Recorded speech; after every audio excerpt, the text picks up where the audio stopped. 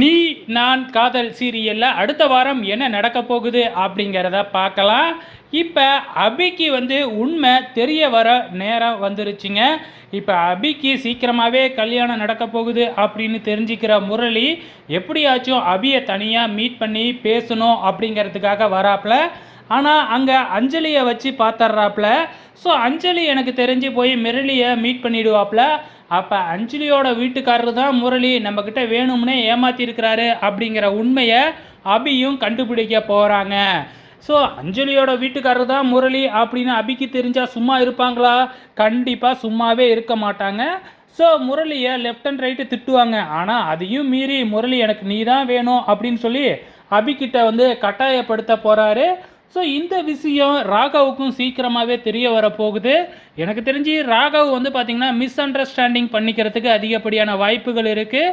பொறுத்திருந்து பார்க்கலாம். இதுக்கப்புறம் அதிரடியாக பல உண்மைகள் வெளிவரப்போகுது. ஸோ சீரியலும் பரபரப்பாக மூவ் ஆக போகுது. வெயிட் பண்ணி பாருங்கள்.